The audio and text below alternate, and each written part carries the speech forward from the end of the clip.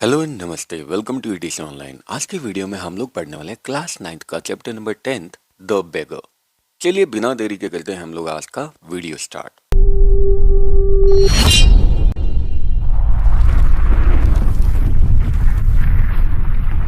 Chapter की beginning में हमें एक बेगर दिखाई देता है, एक भिखारी दिखाई देता है और वो सरगी से बोलता है, काइंड सर, थोड़ी सी दया दिखाइए और अपनी अटेंशन इस पुअर हंग्री मैन की तरफ भी डालिए। 3 दिनों से मैंने कुछ खाया भी नहीं है, मेरे पास तो 5 कॉपेक्स भी नहीं है कहीं पे रहने के लिए। मैं भगवान की कसम खा के कहता हूँ, पिछले 8 साल से मैं एक विलेज स्कूल टीचर था, लेकिन मेरे खिलाफ कुछ षड्यंत्र वगैरह किया गया और इसलिए मुझे जॉब से निकाल दिया गया।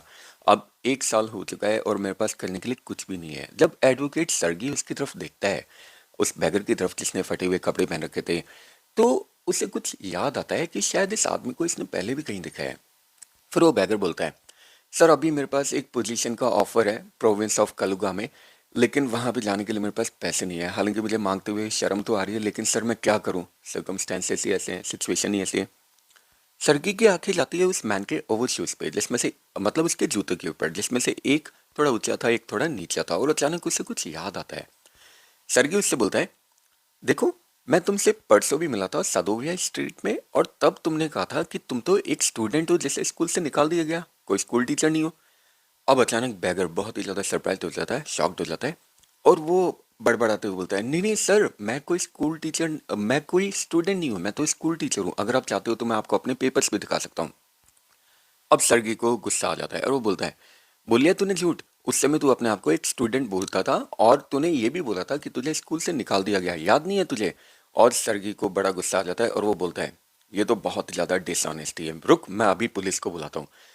पुलिस का नाम सुनते ही तो बेचारा बैगर एकदम घबरा जाता है और वो अपने दिल पे हाथ रखते हुए बोलता है, सर सर प्लीज़ पुलिस को मत बुलाओ, मैं ना तो स्कूल टीचर हूँ ना ही कोई स्टूडेंट हूँ। एक्चुअली बात यह है कि पहले मैं रशियन क्वायर में गाना गाया करता था, लेकिन मैं बहुत ही ज़्यादा दारू पीता था, इसलिए मुझे वहाँ से भगा दिया गया। अब मैं कर भी क्या सकता हूँ, मेरे पास करने के लिए भी क्या है? अगर मैं लोगों से झूठ ना बोलूँ तो कोई मुझे पैसा नहीं देगा, तो सच्चाई तो मैं बोल भी नहीं सकता, क्या कर सकता हूँ मैं? सरगी बोलता है, क्या कर सकता है? अरे ये पूछ तू क्या नहीं कर सकता, काम कर सकता है। हाँ सर, लेकिन मुझे काम देगा कौन? अच्छा तो तू लकड़ियाँ काट सकता है? सरगी बोलता है, सर मैं बिल्कुल भी मना नहीं करता, लेकिन इन दिनों तो स्किल्ड वुड कटर्स के पास ही काम नहीं है, वो भी खाली बैठे हुए। सरगी बोलता है, तो एक काम कर, तुम मेरे साथ आ जा और मेरे लिए लकड़ियाँ काटना। और सरगी उसे अपने घर पे लेकर जाता है और अपने किचन से अपनी कुक को बुलाता है, कुक जिसका नाम होता है ओल्गा, और उससे बोलता है, ओल्गा को बोलता है कि इसे लेकर जाओ और इससे जाकर लकड़ियाँ कटवाओ। अब जब वो उसके साथ में कुक के साथ में जा रहा होता है तो उसके पोस्चर एंड जेस्चर से ये साफ साफ पता चलता है कि वो इसलिए काम करने के लिए नहीं जा रहा था क्योंकि वो भूखा था और काम चाहता था, काम करना चाहता था, बल्कि वो खुद अपनी प्राइड और शेम की वजह से फंस चुका था अपने ही बोले हुए शब्दों में। सरगी जाता है डाइनिंग रूम में, वहाँ की विंडो से बाहर वुड शेड का नज़ारा दिखाई दे रहा था और यार्ड में जो कुछ भी चल रहा था वो दिखाई दे रहा था। तो सरगी देखता है कि कुक और बैगर दोनों बाहर यार्ड में आते हैं और ओल्गा उसे अपनी कोहनी से धक्का देती है और दरवाज़ा खोल देती है। और उसके बाद में वो देखता है कि ओल्गा लेकर आती है उसके लिए एक एक्स लेकर आती है, एक कुल्हाड़ी लेकर आती है और लकड़ियाँ लेकर आती है। जैसे ही वो बैगर उस लकड़ी के ऊपर एक्स से मारता, बड़ी फीबली वो मारता, मतलब बड़ा वीकली वो मारता, जैसे उसके काम करने की इच्छा ही नहीं होती, और वो लकड़ी वापस से गिर जाती। फिर वो लकड़ी को उठाता, फिर वापस से मारता, मतलब उसे ऐसा लग रहा था देखते हुए कि जैसे उसे डर लग रहा हो, बैगर को डर लग रहा हो कि कहीं वो कुल्हाड़ी उसके पाँव पे ना लग जाए। अब सरगी का गुस्सा ये देखते ही वैनिश हो जाता है, क्योंकि उसे फील होता है कि यार उसने एक स्पॉइल्ड और ड्रंकन मैन को तुरंत ही मिनाइल लेबर के लिए भेज दिया, यानी मजदूरी के लिए भेज दिया। पहले उसे थोड़ा खाना वाना खिला देना चाहिए था। खैर, थोड़ी देर बाद में, मतलब करीब आधे घंटे बाद में ओल्गा आती है और बोलती है कि सारी की सारी लकड़ियाँ काट दी गई है।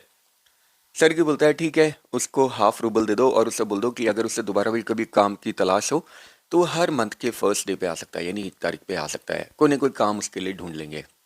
अब हर मंथ की फर्स्ट डेट पे वो बैगर वहाँ पे आ जाया करता था और हाफ रूबल कमा के चला जाया करता था। कभी भी उसके लिए कोई भी काम ढूंढ दिया जाता था, जैसे कभी वो वुड शेड को ऑर्डर में रखता था, कभी वो बर्फ़ को वहाँ से हटाया करता था, कभी वो कपड़ों पे से धूल मिट्टी वगैरह हटाया करता था, साफ़ किया करता था, तो हर बार उसको 20 से 40 कॉपेक्स मिल जाया करते थे। एक बार सर्गी जब दूसरे घर में शिफ्ट होने जा रहा था तो उसने उसको हायर कर लिया पैकिंग और हॉलिंग के लिए, फर्नीचर को मतलब लादने के लिए। अब इस टाइम भी ये जो बैगर है दिखने में तो एकदम सोबर और ग्लूमी दिखाई दे रहा था, मतलब बहुत ही ज़्यादा सैड दिखाई दे रहा था। लेकिन इसने किसी फर्नीचर को हाथ भी नहीं लगाया, बस कार के पीछे जाके खड़ा हो गया। यहाँ तक कि जो दूसरे फर्नीचर को जो लोग शिफ्ट कर रहे थे ना, जो कार्टर्स वगैरह थे, वो इसका मजाक भी उठा रहे थे, लेकिन इसके ऊपर तो कोई फर्क ही नहीं पड़ा।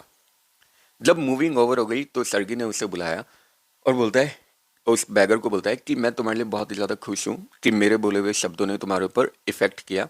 ये लो तुम्हारी वेजेस, लो तुम्हारी सैलरी लो, और मैं ये भी देख चुका हूँ कि तुम्हें वर्क के लिए कभी कोई ऑब्जेक्शन नहीं होता। क्या नाम है तुम्हारा? बैगर अपना नाम बताता है, लश्कोफ। सर्गी बोलता है, लश्कोफ, मेरे पास तुम्हारे लिए एक ऑफर है, तुम ये बताओ तुम्हें लिखना आता है क्या? बोलता है, हाँ सर मुझे लिखना आता है। तो एक काम करो, ये लेटर लेकर जाओ, ये मेरे एक फ्रेंड को ले जाकर दे देना, तुम्हें कुछ कॉपिंग वर्क मिल जाएगा। और हाँ, हार्ड वर्क करना, ज़्यादा पीना नहीं, ठीक है? और जो शब्द मैंने तुम्हें बोले वो याद रखना। चलो गुड बाय। अब सर्गी बहुत ज़्यादा खुश होता है कि वो एक बिगड़े हुए इंसान को सही रास्ते पे लेकर आ गया। उस दिन के बाद में लश्कोफ वहाँ पे कभी दिखाई नहीं देता। ऐसे धीरे धीरे करते हुए 2 साल निकल जाते हैं। एक इवनिंग सर्गी एक बार थिएटर में जाता है और टिकट विंडो के पास में खड़ा होता है, टिकट खरीदने के लिए अपने पैसे दे रहा होता है। अचानक वो नोटिस करता है एक छोटे से आदमी को जो उसके बगल में खड़ा हुआ है, जिसने कोट कॉलर पहना हुआ है, कर्ली फर वाला कोट कॉलर पहना हुआ है, सील स्किन कैप पहनी हुई है।